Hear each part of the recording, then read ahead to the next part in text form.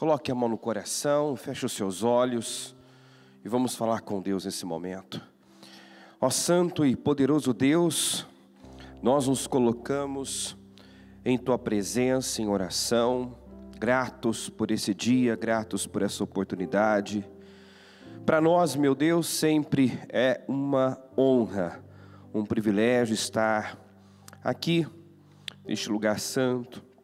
Para mim, nesse altar, é um privilégio, é uma honra, meu Deus, porque eu sei que nós estamos no melhor lugar do mundo e fazendo a melhor coisa que poderíamos estar fazendo.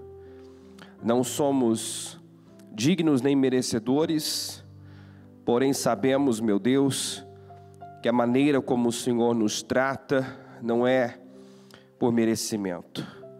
Se somos abençoados, salvos, se temos recebido do Senhor algo, meu Pai, é porque o Senhor nos ama de forma incondicional e não porque somos merecedores. Porque cremos no Senhor é que atraímos esse favor, esse cuidado, as bênçãos do Senhor. É o fato de crermos no que o Senhor fez. Porque nada que fizermos, meu Deus, poderia nos justificar, nada do que fizermos tem o poder, meu Deus, de mudar as nossas vidas, mas sim o que o Senhor fez. Então nós somos gratos por esse amor, nós somos gratos, meu Deus, por tudo que o Senhor fez e por tudo que ainda vai fazer nas nossas vidas, porque o Senhor é uma fonte inesgotável de bênçãos, de onde já veio tanto. Meu Deus, sabemos que virá muito mais se crermos e permanecermos no Senhor. Deus, obrigado por te conhecer. Obrigado, meu Deus, pela misericórdia, pelo cuidado, pelos livramentos, por cada direção, cada palavra que vem e que nos renova, amplia a nossa visão, nos fortalece, tira o peso, remove todo o peso das nossas vidas. Eu te agradeço, Deus.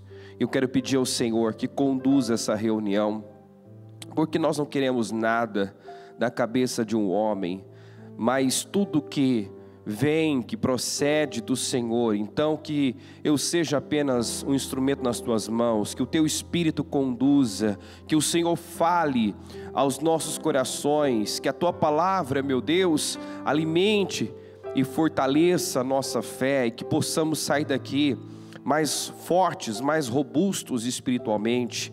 Eu tomo posse de um trabalho poderoso, eu consagro tudo ao Senhor agora, coloco tudo nas tuas mãos, tendo a certeza, meu Pai, de que teremos um trabalho poderoso, uma reunião de grande crescimento, em nome de Jesus. Saja conosco, é o que eu te peço e te agradeço em nome de Jesus, amém.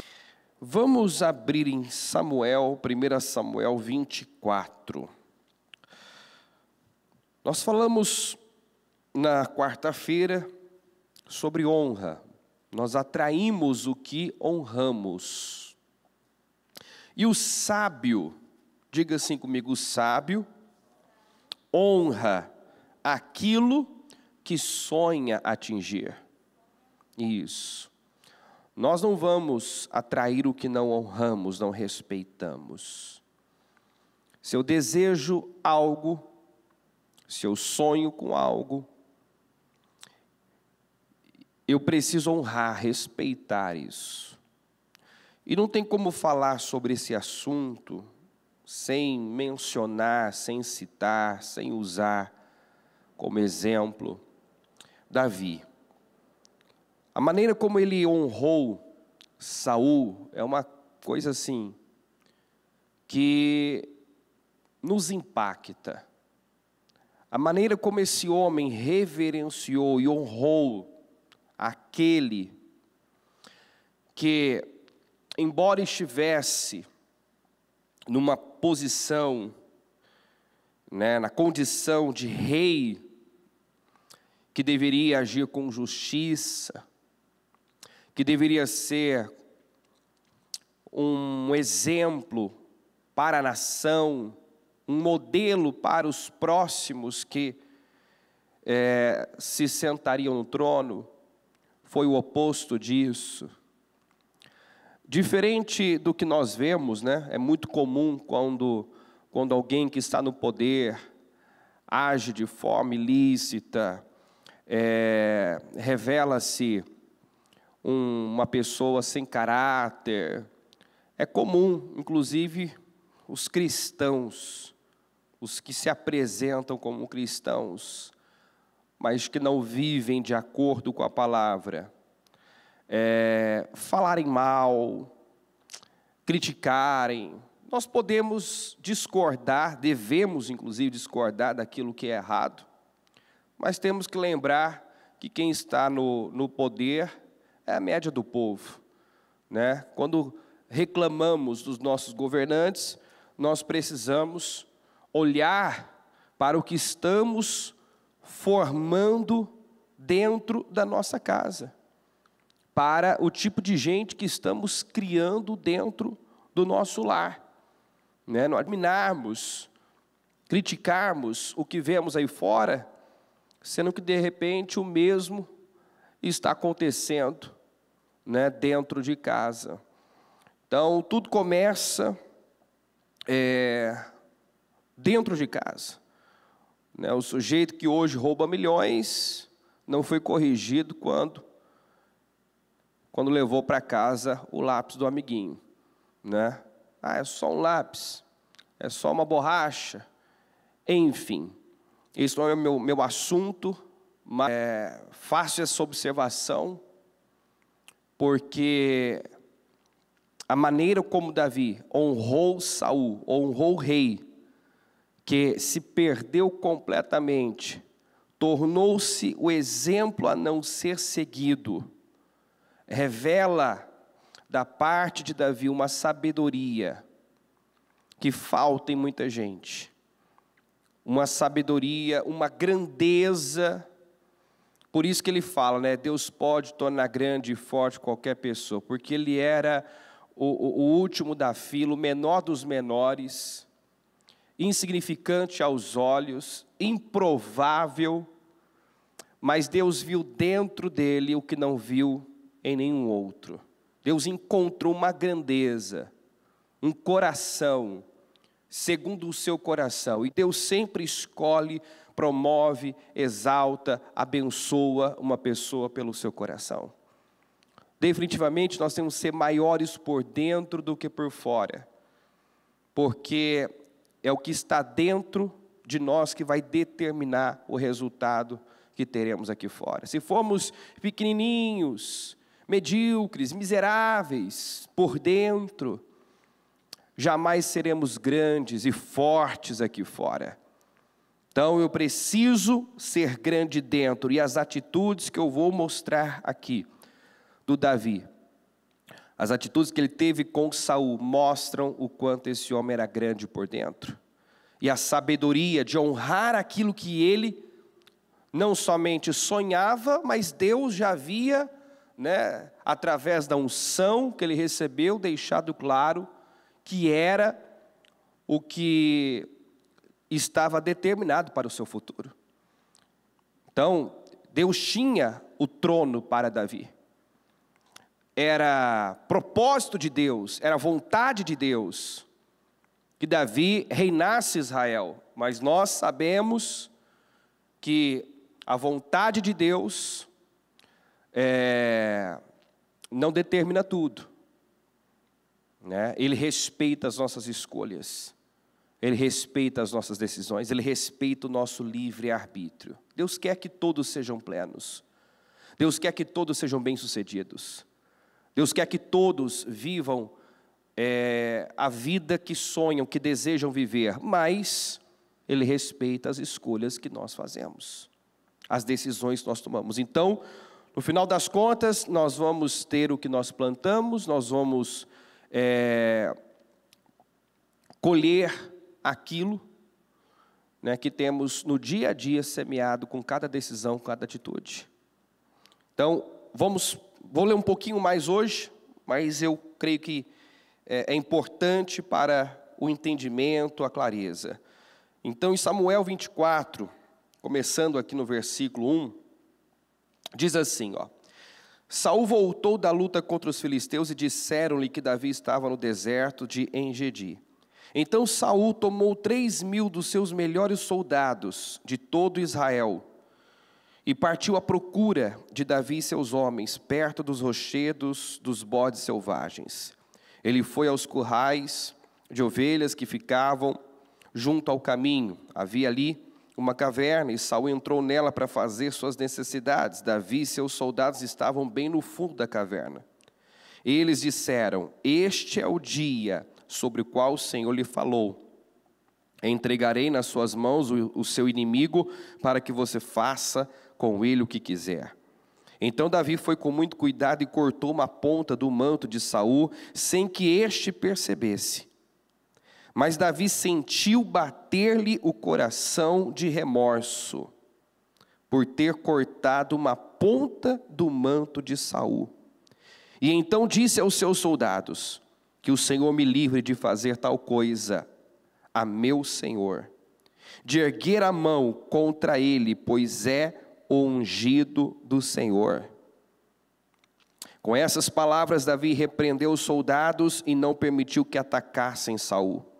E este saiu da caverna e seguiu seu caminho. Eu paro aqui um momento só para destacar a sensibilidade que nós devemos pedir a Deus. Ele não fez mal algum ao Saul. Ele cortou, como disse, a ponta do manto, sem que ele percebesse. Não feriu, não lhe causou um arranhão sequer. Mas aquela pequena atitude, o pedacinho de manto que ele cortou, ele já sentiu, como diz aqui, bater-lhe o coração de remorso. Ou na Almeida diz: depois o coração doeu a Davi. Ele percebeu que essa atitude havia entristecido ao Senhor. Na hora ali ele discerniu: Deus não se agradou disso e esse não é o caminho, não é a maneira como eu vou chegar lá. Você vê que tudo é discernimento, nós temos que pedir discernimento, porque os soldados de Davi concluíram: esse é o dia que o Senhor te prometeu. Esse é o dia sobre o qual o Senhor lhe falou. Chegou a sua hora, Davi. Está nas suas mãos. Você pode interromper esta injustiça. Você pode colocar fim a essa injustiça hoje. Você pode acabar com o teu sofrimento agora. O Senhor te entregou o teu inimigo nas tuas mãos. Se não quiser matar, nos dê uma ordem e nós fazemos por você. E ele disse, aos seus soldados: que o Senhor me livre de fazer tal coisa, de erguer a mão contra ele, pois é o ungido do Senhor. Aí nós vemos o quê? Que Saul não honrou o que recebeu de Deus, não honrou a unção que recebeu de Deus, porque Deus não o levantou para ser rei e reinar sobre Israel, para mobilizar as tropas israelitas, para perseguir um inocente, alguém que não poderia, ainda que quisesse, ainda que pudesse, como nós vemos aqui, fazer-lhe mal. Então ele estava cego, estava perdido, estava ardendo em ódio, não fez bom uso do que recebeu, não honrou a unção que recebeu, mas Davi honrou a unção que o Senhor deu a Saul. Ele honrava o que ele buscava, desejava. Saul não honrou o que recebeu, mas Davi honrava a unção do Saul e honrava a posição daquele homem. Na verdade, assim, ele tratou Saul, ele deu a Saul o que ele gostaria de receber, né? Nós todos queremos receber misericórdia, nós queremos ser bem tratados, nós queremos honra, mas muitas vezes não honramos, não tratamos as pessoas, Deus, enfim, abre o leque. Podemos estar cobrando de Deus uma coisa que nós não damos a Ele. Podemos estar cobrando de Deus uma atenção que muitas vezes não damos a devida atenção a Ele. Cobramos de Deus fidelidade muitas vezes quando não somos fiéis. Cobramos honra e respeito, mas será que temos plantado isso? Temos plantado essa honra? Eu quero ser honrado por Deus, eu honro a Deus. Eu quero que os meus filhos me honrem. Eu honro os meus pais. Eu honro as pessoas, eu honro meu cônjuge. Porque filhos, né, nós sabemos, são câmeras com perninhas. Estão observando tudo, estão absorvendo tudo que vem. E aí eu quero que eles tenham um comportamento que eu não tenho. Ajam de uma forma que eu não ajo. E aí nós temos que lembrar que ainda que os nossos filhos não nos vejam tendo uma má atitude, um comportamento ruim, negativo, contrário à palavra, eu estou abrindo portas. Tem pais que não entendem, por que o meu filho é rebelde, meu filho mente, eu nunca menti na frente dele. Bom, por trás da mentira tem um espírito, da rebeldia tem um espírito. Eu abri essa porta, o diabo não vai ficar num quadradinho. Se eu abro a porta para o mal, ele não vai ficar só na minha vida, ele vai atuar na vida dos meus, a começar dos meus descendentes. Dos meus. Então isso tem que ser levado muito a sério. Você vê, o Saul, ele deu lugar ao medo, à covardia, e nós vemos que o exército de Israel, sob a liderança do Saul, foi um exército covarde.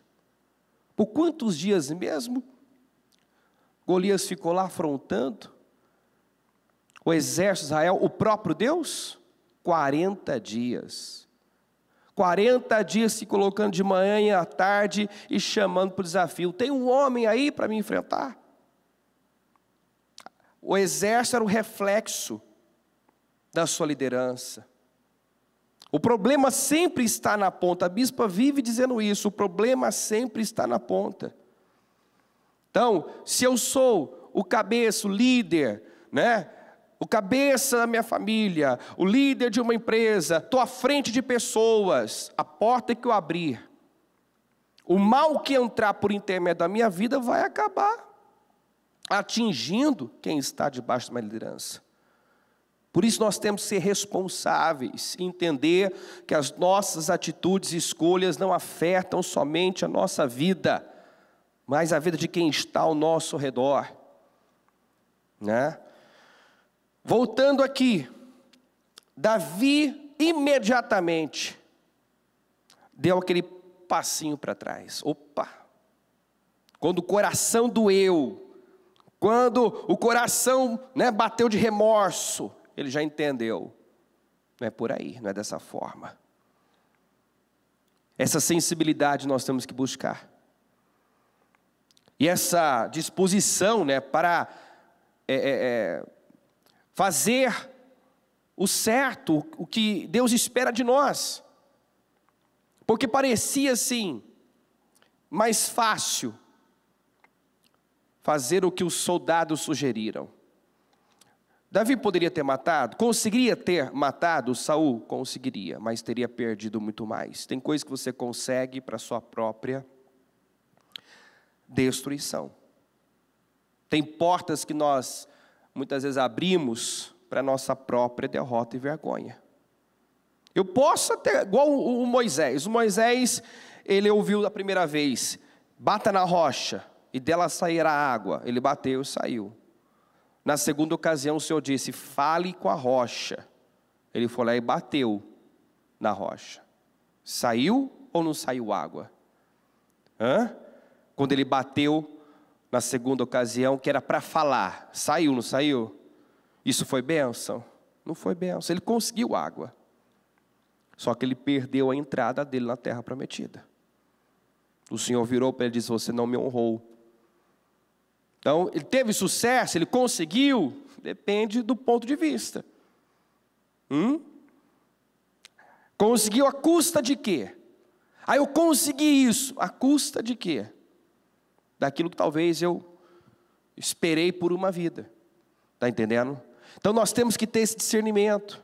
Davi podia ter findado ali o sofrimento dele, mas com certeza teria arruinado o seu destino, alterado negativamente o seu destino.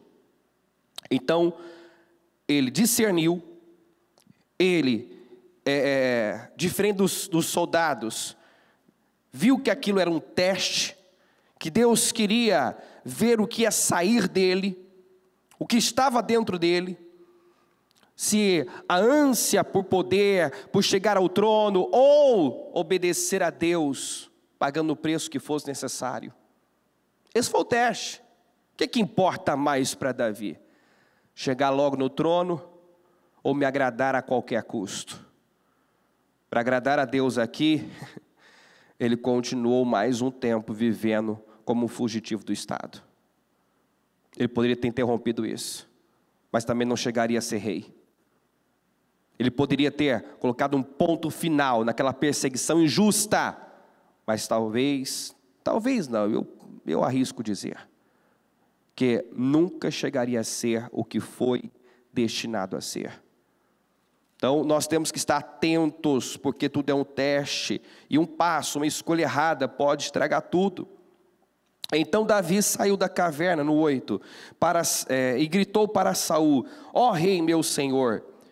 Quando Saul olhou para trás, Davi inclinou-se rosto em terra, e depois disse: por que o rei dá atenção aos que dizem que eu pretendo fazer-lhe mal?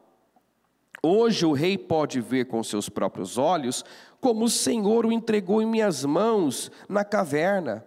Alguns insistiram que eu o matasse, mas eu o poupei, pois disse: não erguerei a mão contra o meu Senhor, pois ele é ungido do Senhor. Olha, meu pai, olha para esse pedaço de teu manto em minha mão. Cortei a ponta de teu manto, mas não te matei. Agora entende e reconhece que não sou culpado de fazer-te mal, ou de rebelar-me. O que ele estava dizendo? Eu não sou o teu problema. Você fez de mim o seu inimigo, mas eu não sou seu inimigo, eu não sou o seu problema. E é lamentável isso, né? Quando você não é problema de alguém, mas alguém decidiu te ver assim. O que fazer? Né? Eu não sou o teu problema. Eu não sou o teu problema. Quem era o problema do Saul? Quem arruinou com o Saul? Ele mesmo, suas emoções, a falta de domínio sobre seus impulsos, suas emoções, seus sentimentos. Foi isso.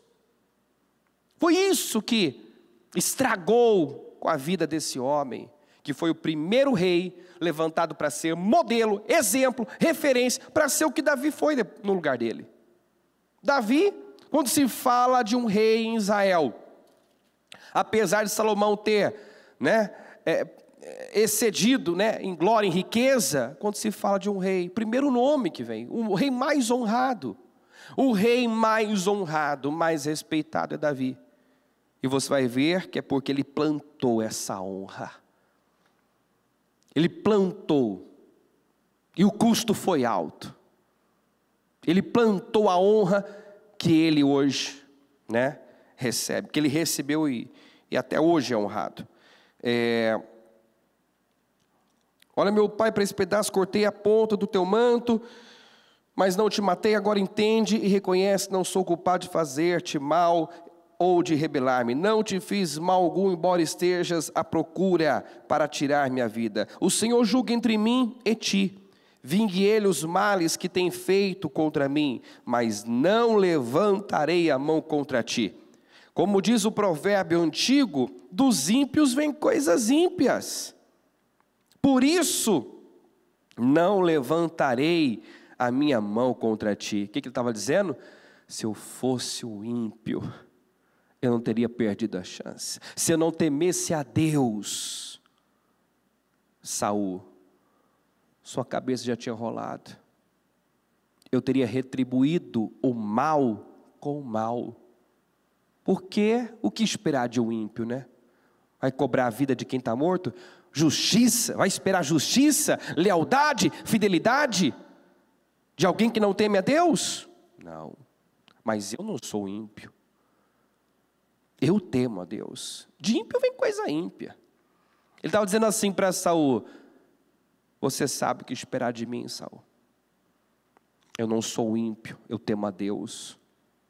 Você sabe o que esperar de mim. Contra quem saiu o rei de Israel? A quem está perseguindo? A um cão morto? A uma pulga? Aquilo não se diminui, ele apenas dá esse exemplo do que ele representava perante a força, o poder que Saul tinha. Saul era o rei, Saul tinha o exército. Comparado a Saul, humanamente falando, ele era uma pulga, não era nada. Mas para mostrar, né, que a diferença sempre é Deus, quem faz é Deus. Você pode ser o menor, mas se Deus está com você, se Deus está do teu lado, você sobressai. Você não perde, não é envergonhado, você é protegido. O Senhor seja o juiz e nos julgue, considere Ele a minha causa e a sustente, que Ele me julgue, livrando-me de tuas mãos.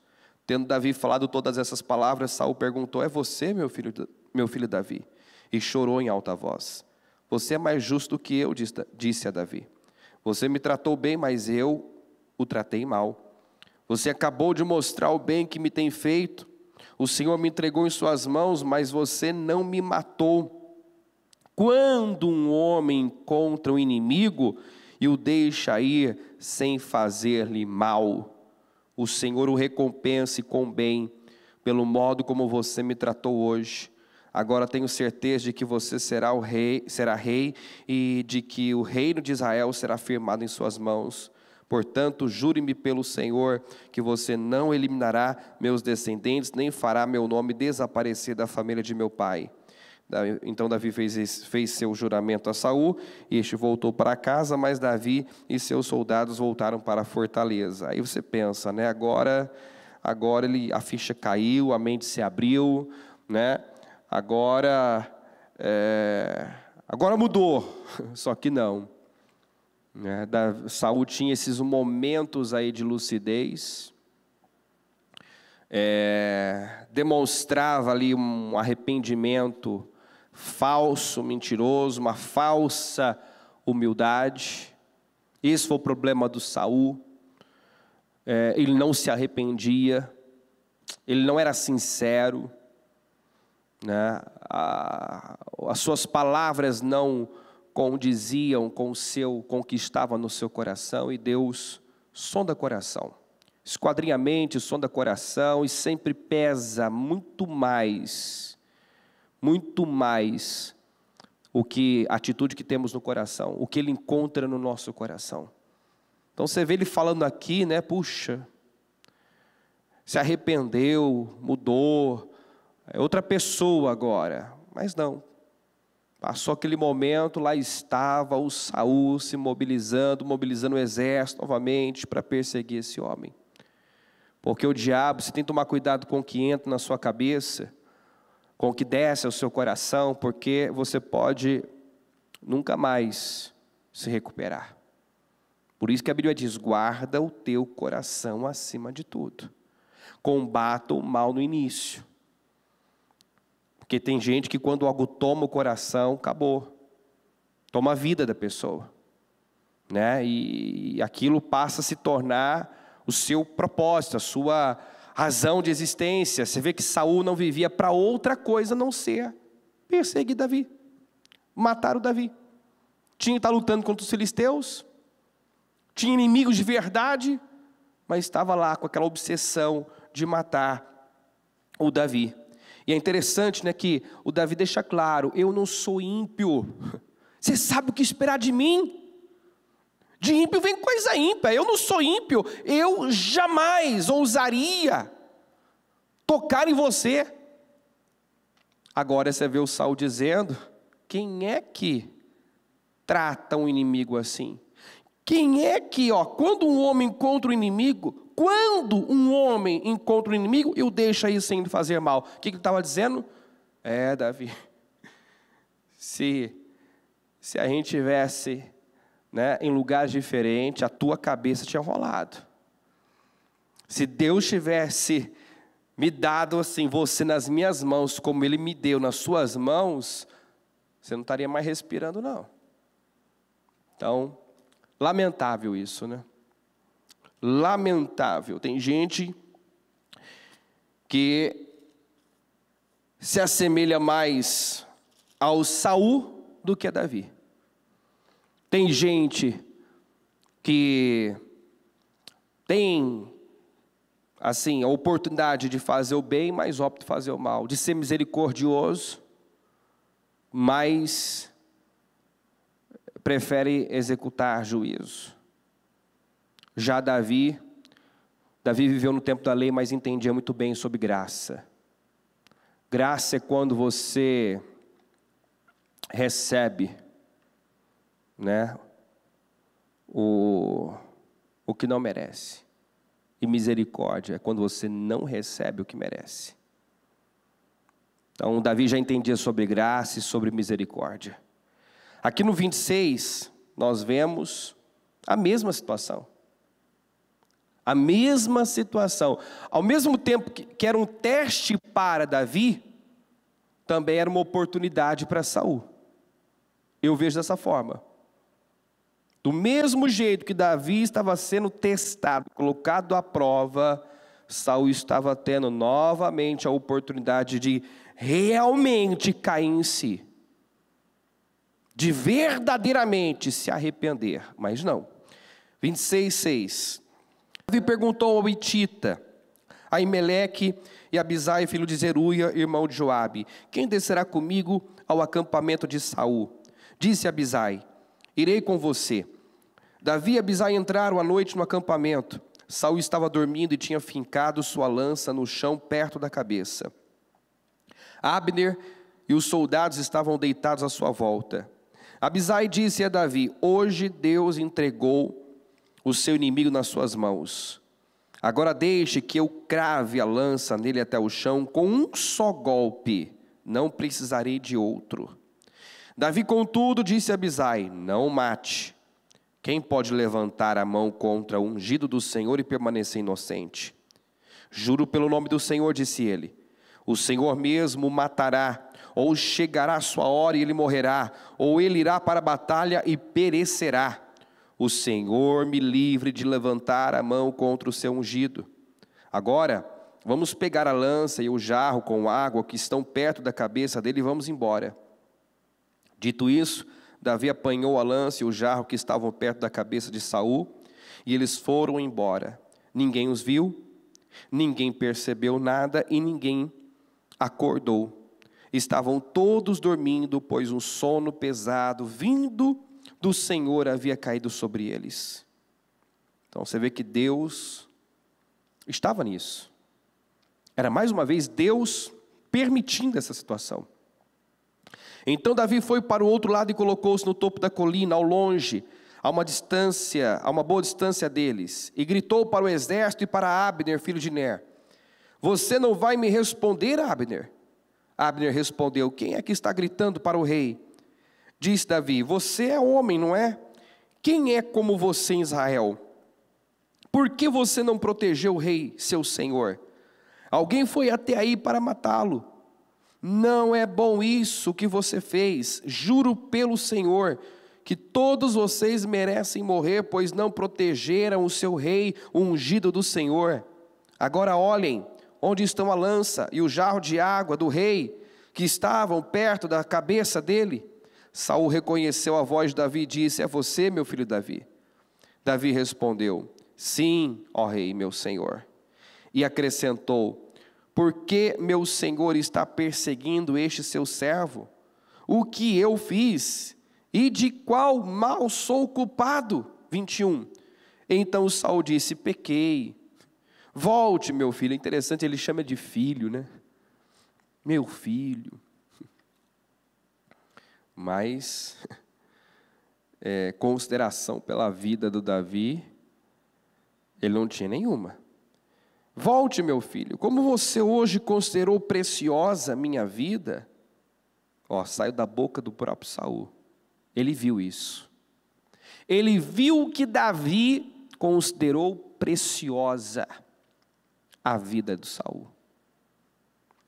Davi considerou a vida do Saul como algo importante.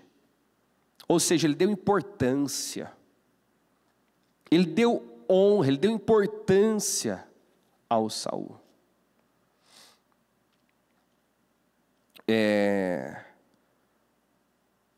Como você hoje considerou preciosa a minha vida, não lhe farei mal de novo.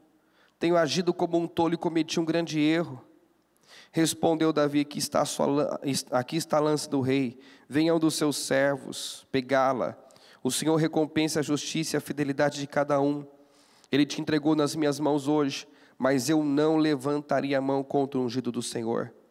Assim como eu hoje considerei a tua vida de grande valor, que o Senhor também considere a minha vida e me livre de toda a angústia. Quer dizer, não estava fácil viver a vida como Davi vinha vivendo. Não estava fácil, ele teve 2 vezes a oportunidade de interromper aquele sofrimento e não fez. Então Saul disse a Davi: seja você abençoado, meu filho, você fará muitas coisas e em tudo será bem sucedido. Assim, Davi seguiu o seu caminho e Saul voltou para casa. Davi, contudo, pensou: algum dia serei morto por Saul. É melhor eu fugir para a terra dos filisteus. Quer dizer, Davi já conhecia bem o Saul. Parece aqui, pequei, cometi um grande erro, pequei. Mas terminou o assunto ali, o diálogo ali, ele já pensou: quer saber? Qualquer hora eu vou acabar caindo nas mãos, deixa eu ir para uma terra onde ele não vai me procurar. Ou seja, ele sabia que não era verdadeiro aquele arrependimento, não era sincero, não era verdadeiro. E esse foi o mal do Saul. Porque se você comparar Saul e Davi, o problema do Saul foi a insistência no erro, a permanência no erro. Porque Davi cometeu erros até assim, mais graves talvez, mas de todos se arrependeu. Errou muito, mas uma vez cada erro. E seus erros não eram do coração. Ou seja, ele não tinha prazer. Foram erros que aconteceram no momento de ociosidade, de distração, falta de foco. Mas quando ele caía em si, ele via besteira, ele se arrependia. Então o problema não é errar. O problema é você permanecer no erro, ter prazer no erro, ser um praticante da iniquidade. Porque errar, todo mundo erra. Todos nós erramos. E não são os nossos erros que, claro, o salário do pecado é a morte, tudo tem consequência, mas os erros involuntários não definem a nossa vida. Agora, a prática, a insistência no erro podem estragar todo o plano de Deus com você, como estragou de Saul. Então, cuidado com isso. Meu foco tanto não é esse, mas são pontos que nós não podemos deixar aqui de destacar. O que eu quero mostrar a você é o coração do Davi. Como ele honrou um homem que fez da vida dele um inferno. Como ele retribuiu com o bem o mal que ele recebeu. E nós temos que aprender isso. A Bíblia diz que nós devemos tirar o bem do mal e não permitir que o mal tire o bem de nós. Amém, gente? Nós temos que venceu o mal com o bem, tira o bem do mal. Né? Aconteceu uma injustiça, fui enganado, fui traído, estou vivendo uma situação difícil, tira o bem disso. Encare como um teste, dê uma boa resposta, uma resposta positiva. Você tem tudo para murmurar, reclamar, desistir, chutar o balde, abrir mão de tudo. Reaja de forma intencional e não de forma emocional. Qual era a vontade do Davi ali? A vontade do homem ali era acabar com aquele sofrimento. Mas qual é a vontade de Deus? O que vai agradar a Deus? O que Deus espera que eu faça? O que vai tocar o coração de Deus? Isso é o que pesava, né? E mais, né? Aquela empatia. E se eu tivesse no lugar dele? E se eu tivesse no lugar dele? Não gostaria de receber misericórdia? Sabe, nós ainda muito legalistas. Muito legalistas. Porque não compreendemos ainda o tamanho do presente que nós recebemos. Somos capazes muitas vezes de apontar o dedo, criticar, julgar, condenar, se escandalizar, se ofender com o erro de alguém, como se estivéssemos totalmente imunes àquilo. Eu jamais faria isso. A pessoa às vezes se coloca no lugar de superioridade, né? Eu jamais teria essa atitude. Olha que absurdo, olha que essa pessoa é absurdo. Né? Merece mesmo sofrer, merece isso, merece aquilo. Aí nós nos esquecemos que se Jesus veio é porque todos nós merecíamos a condenação. Todos nós merecíamos, não havia um justo sequer. Ninguém está numa condição favorável. E se nós recebemos misericórdia, por que não ser misericordioso? Se nós recebemos perdão, por que não perdoar? Se nós recebemos o que não merecíamos, por que não podemos dar às pessoas o que elas não merecem? Porque não entendemos sobre graça. Porque nós fazemos para merecer, criamos nossos filhos dentro desse sistema, né? Se você fizer assim, assado, se você passar adiante, tirar boas notas e tal, eu vou te dar isso.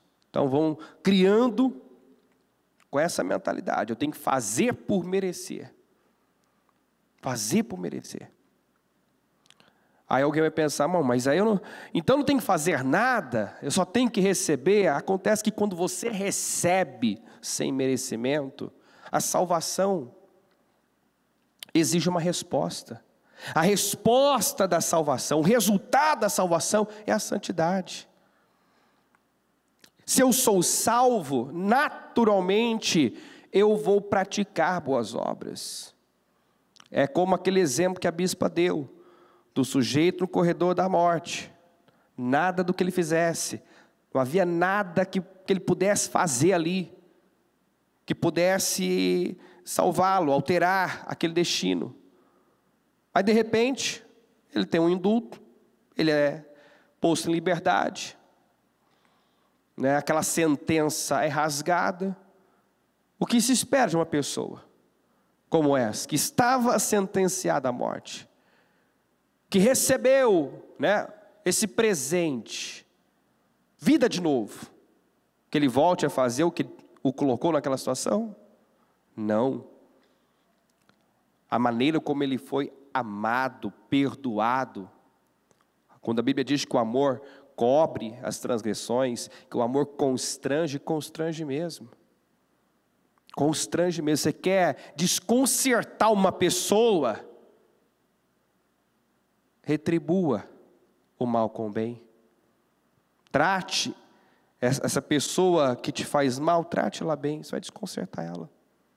É o melhor tapa na cara que que você dá a uma pessoa que te faz mal. Entendeu? Porque o que o diabo quer e o que alimenta uma discussão é isso. Um fala A, o outro fala B, né? Eu não sei, ninguém cede, eu brigo por razão. Quando um sai na frente, né, se coloca mesmo numa condição mais elevada e não briga por razão e dá outra face, né? Essa pessoa desconcerta, retribui o mal com o bem. Você anula o mal dessa maneira. Está entendendo isso ou não, pessoal? Está acompanhando? Mas muitos ainda reagem da forma natural. Se me ofende, eu também ofendo. Se me critico, eu critico também. Se me aponta o dedo, eu já aponto não apenas um, mas 2, 3. Entendeu? Por isso que Jesus, ele, em Apocalipse, né, as cartas às igrejas, sempre começam com o reconhecimento que estava sendo feito correto. Primeiro o Senhor reconhece o certo, para depois apontar o errado. Se nós queremos ajudar uma pessoa, não é colocando foco no erro dela, enfatizando o erro dela, entendeu? Se nós realmente queremos uma pessoa mude, nós temos que começar a olhar para essa pessoa como o Senhor a vê. O Senhor nos vê completos, o Senhor nos vê perfeitos. Nós estamos dentro do tempo, do espaço. Deus não, o Senhor já tem a visão do que eu vou ser lá na frente. Ele me vê completo. Ele chamou Gideão de guerreiro, quando o sujeito estava lá malhando trigo no tanque de prensar uvas, tremendo de medo, se vendo como menor, quando o Senhor diz, com a força que você... Que força, meu Senhor? Que força? Com a força que você tem, vai libertar Israel. Quem sou eu? Sou menor, da família mais pobre. Que força! Ele não tinha noção do guerreiro que ele era, do poderoso guerreiro que ele era, do potencial que ele tinha. Ele se via de um jeito, Deus o via de outro. Então, se nós queremos ser o que o Senhor nos predestinou a ser, temos que começar a olhar para nós mesmos como Deus nos vê. Se nós queremos ajudar uma pessoa, nós temos que começar a olhar para essa pessoa como Deus a vê. E muitas vezes só olhamos como ela é no momento. Entendeu? E como talvez o que ela não é agradável, ao invés de termos uma atitude de fé para com aquela pessoa, apontamos o dedo, criticamos, condenamos, desprezamos. Quem está acompanhando, pessoal? Então, nós temos que aprender a olhar para nós, olhar para as pessoas como Deus as vê, de forma espiritual.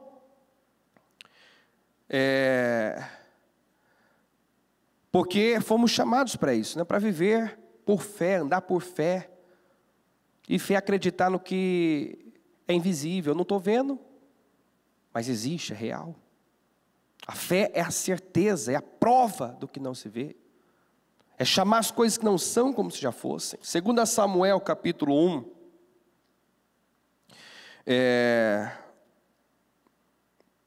Vamos começar aqui do 4. Diz assim: disse Davi, conte-me o que aconteceu. O homem contou, o nosso exército fugiu da batalha e muitos morreram. Saul e Jonatas também estão mortos. Então Davi perguntou ao jovem que lhe trouxe as notícias: como você sabe que Saul e Jonatas estão mortos? O jovem respondeu: cheguei por acaso ao monte Gilboa, e lá estava Saul apoiado em sua lança. Os carros de guerra e os oficiais da cavalaria estavam a ponto de alcançá-lo. Quando ele se virou e me viu, chamou-me gritando, e eu disse: aqui estou. Ele me perguntou: quem é você? Sou amalequita, respondi. Então ele me ordenou: vem aqui e mate-me, estou na angústia da morte. Nem isso ele fez direito. Olha que ironia, né? Ele tinha recebido uma ordem clara, direta, lá atrás. O Senhor tinha dito para ele: elimina, extermina os amalequitas. Foi quando ele obedeceu parcialmente. Matou todos, mas poupou na visão dele o que ele, julgou que não era tão ruim assim. Se o Senhor mandou exterminar tudo, é para exterminar tudo. E ele poupou alguns. E olha que ironia, quem o matou no final? Um amalequita. Entendeu? Por isso que a gente sempre fala, você vai ser lembrado pelo que você venceu ou pelo que te venceu. Você quer ser lembrado pelo inimigo que você venceu? Ou vai aceitar ser lembrado pelo inimigo que te venceu? Quando falamos Davi, qual é o outro nome que vem na sequência, na mente? Davi. Vamos lá, gente. Qual o primeiro nome que vem à mente quando nós falamos Davi? Davi e Golias.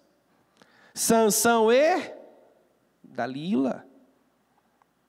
Davi venceu Golias. Sansão foi vencido por Dalila. Então você é que decide como será lembrado. Você vai ser lembrado pelos inimigos que você venceu, porque graça para isso nós temos.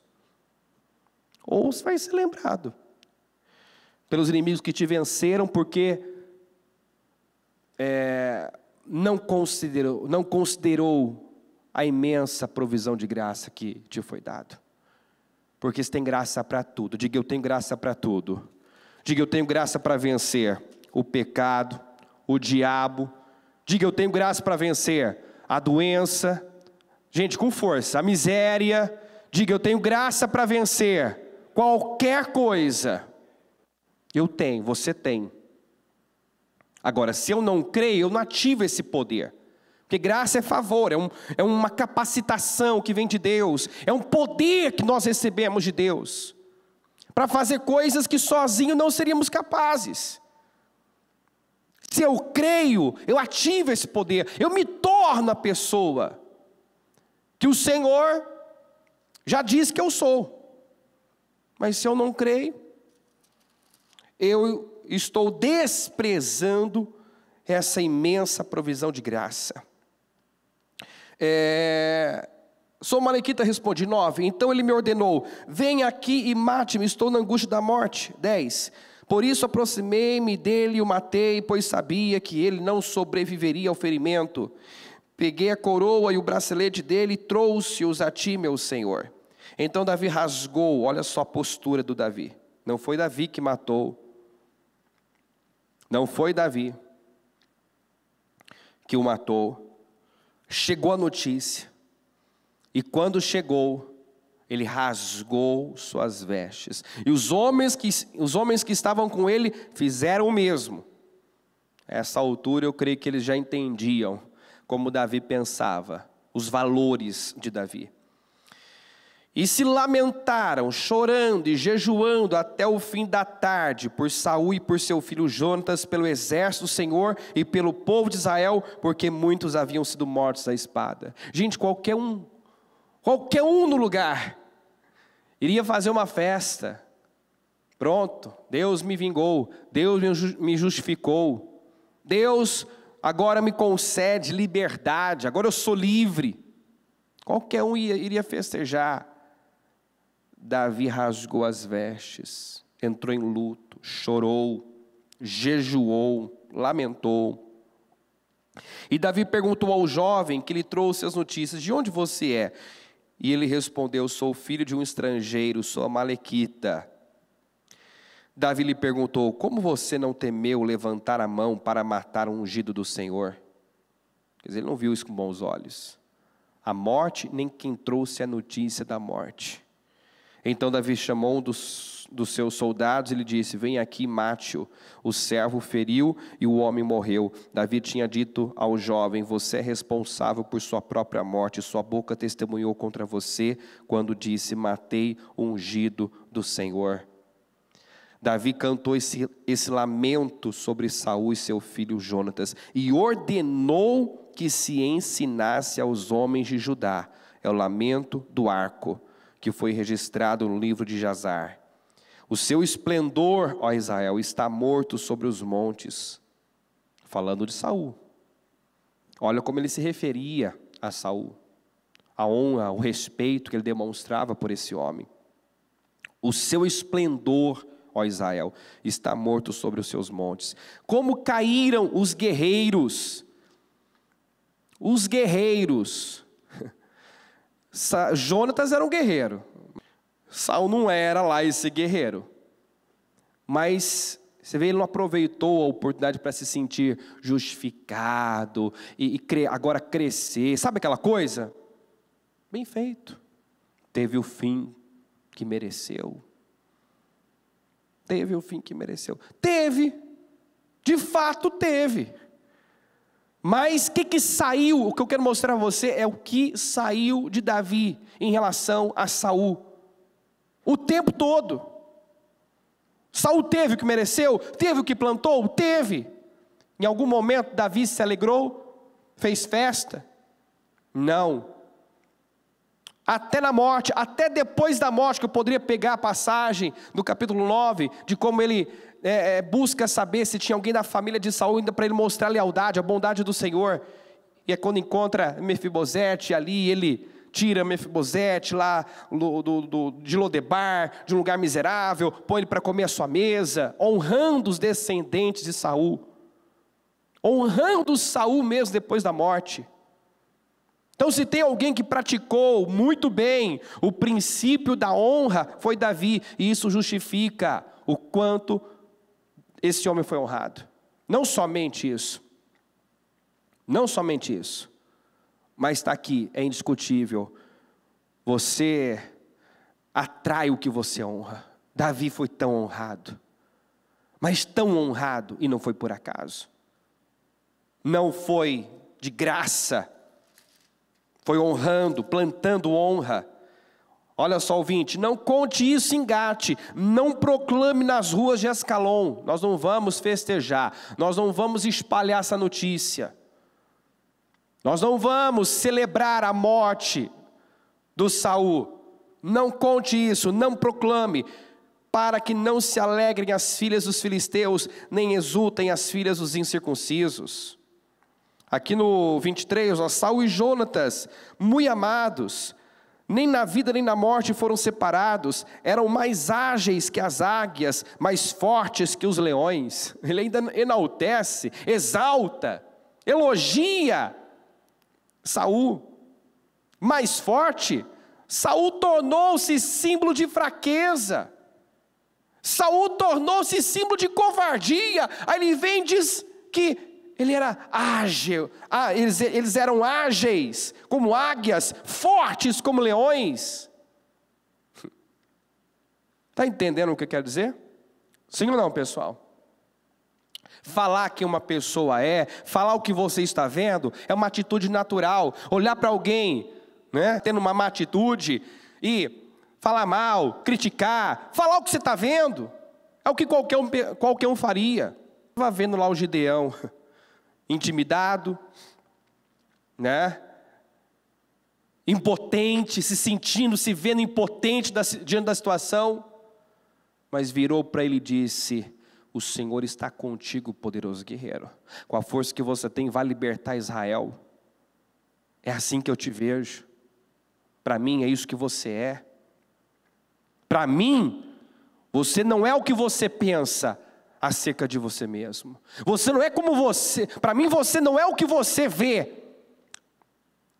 em você. Para mim, você é muito mais. Gente, Deus está o tempo todo dizendo: você é melhor que isso. Você pode mais do que isso. Diga isso: eu sou melhor do que isso. Diga: eu posso mais. Você precisa crer nisso. Você é muito melhor e pode muito mais do que tem sido, do que tem feito. Você pode ser em tudo, em todas as áreas, muito superior. Melhor pai, melhor marido, melhor esposa, melhor mãe, melhor filho, melhor servo, melhor patrão. Você pode ser muito melhor. Melhor, um ser humano melhor do que tem sido. Mais humano, mais generoso, mais misericordioso, mais tolerante. Você pode representar Jesus bem melhor do que tem representado. Sendo um sinônimo, não de covardia, mentira. É um mentiroso. O fulano, caloteiro, mentiroso. O fulano, não tem palavra. O fulano, indisciplinado. Não é triste isso? Um cristão ter esses adjetivos, mentiroso, caloteiro, não. Deus nos chama para sermos como Cristo, para atingirmos a estatura do varão perfeito, para nos tornarmos cada vez mais semelhantes a Ele, para sermos referência de fé, força, integridade, lealdade, justiça, bondade, misericórdia, mansidão e outros atributos mais. Eu finalizo aqui, 24. Chorem por Saul, ó filha de Israel. Chorem aquele que as vestia de rubros ornamentos e suas roupas enfeitava com adornos de ouro. Como caíram os guerreiros no meio da batalha. Jonatas está morto sobre os montes de Israel. Como estou triste por você, Jonatas, meu irmão. Como eu lhe queria bem, sua amizade era para mim mais preciosa que o amor das mulheres, que era um amigo leal. Caíram os guerreiros, as armas de guerra foram destruídas. Ele homenageia Saul. Ele honra Saul. Em todos os momentos nós vemos ele demonstrando profundo respeito. Sempre se colocando como servo, reverenciando, honrando. E isso resultou para Davi em muita honra. Você atrai aquilo que você honra. Você nunca vai atrair o que não honra, não respeita. E o sábio, ele honra aquilo que sonha atingir. Davi tinha uma promessa, Davi já tinha unção, mas sabia que para chegar lá, para ocupar o trono, ele tinha que honrar quem estava lá. Amém, gente? Fique em pé, por gentileza. Coloque a mão no coração. Feche os seus olhos por um instante. Com seus olhos fechados. O que Deus fala ao teu coração. O que discerne, o que entende que Deus está a fazer, a mudar. Volte a ouvir a palavra de quarta-feira.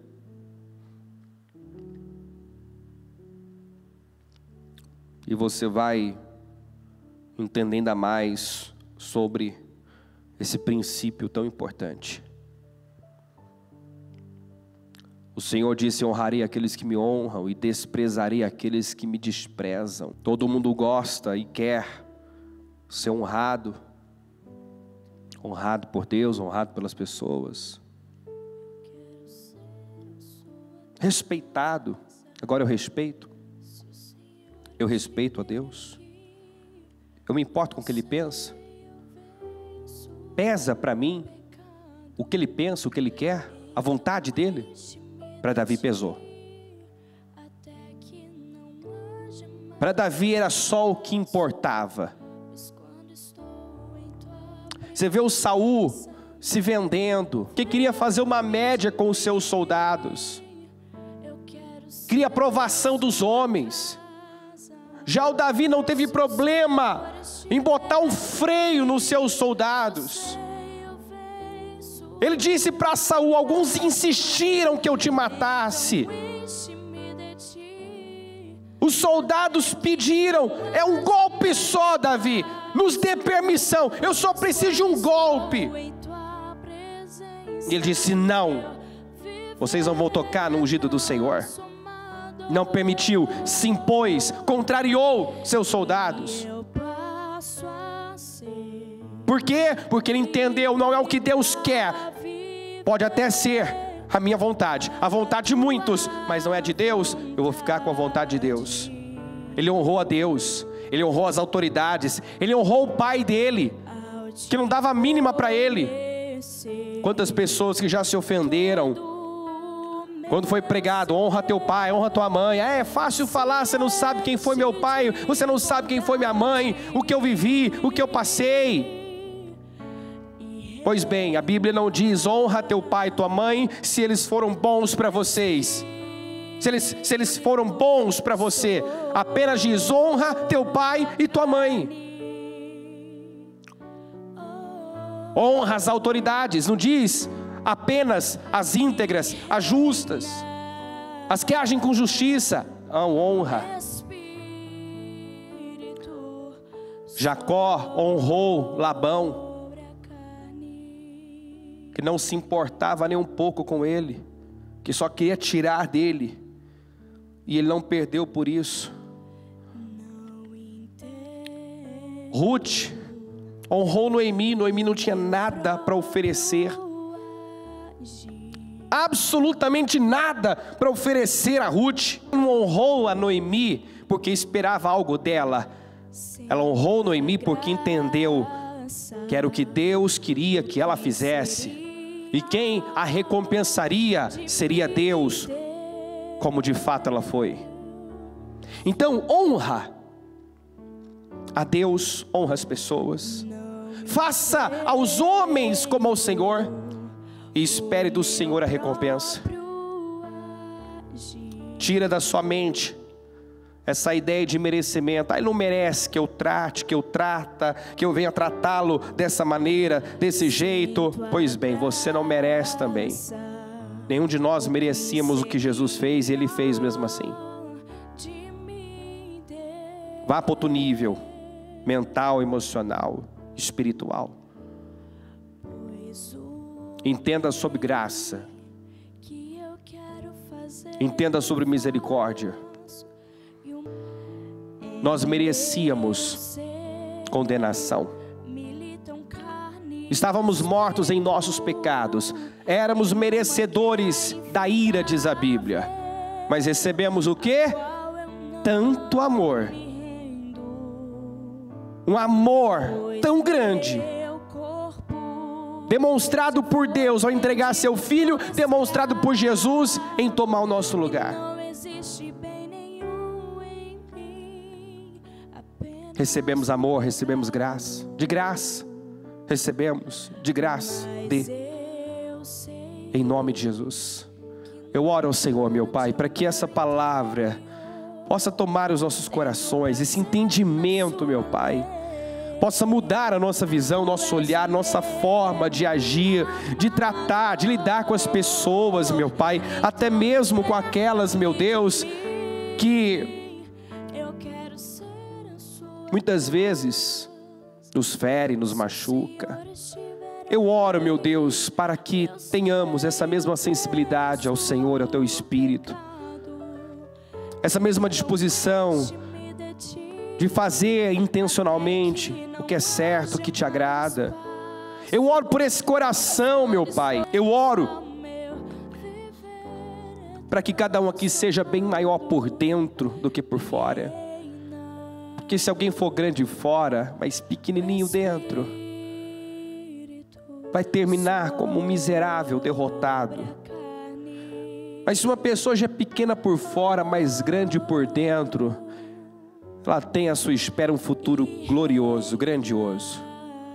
Então eu oro, meu Deus, por essa grandeza interna, a capacidade de andar em amor, de perdoar, de retribuir o mal com o bem.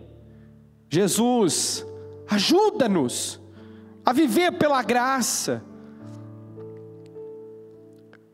a darmos de graça o que recebemos de graça.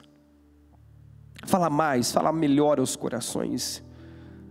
E que ninguém saia daqui com a mesma visão, a mesma cabeça, a mesma mentalidade.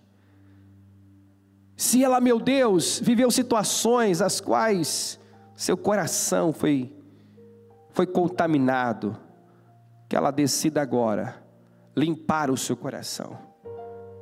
Esquecer a ofensa, esquecer o que fizeram, esquecer as dores que lhe causaram. Eu oro para que ela receba perdão, a capacidade de perdoar. Limpe o seu coração. Eu oro para que todo peso, todo jugo seja tirado. Que ela receba tudo que já foi dado.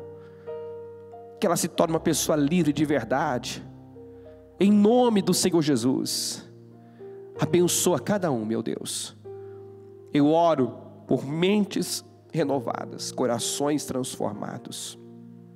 Um povo maduro, um povo, meu Deus, que te ama e quer agradá-lo a qualquer custo, sem se importar com o preço a ser pago. Ainda que lhe doa, que seja difícil, que decida te honrar e te agradar. Em nome de Jesus. Obrigado por esse dia, obrigado por essa oportunidade, obrigado por esta e cada palavra, cada direção que o Senhor tem nos dado, meu Deus. Porque a cada mensagem temos tido a oportunidade de conhecê-lo mais, conhecê-lo melhor, chegar mais perto de Ti, nos tornarmos mais parecidos com o Senhor, crescermos, evoluirmos, e eu te agradeço por isso. Muito obrigado pelo que fez aqui hoje. Eu te agradeço. Amém, amém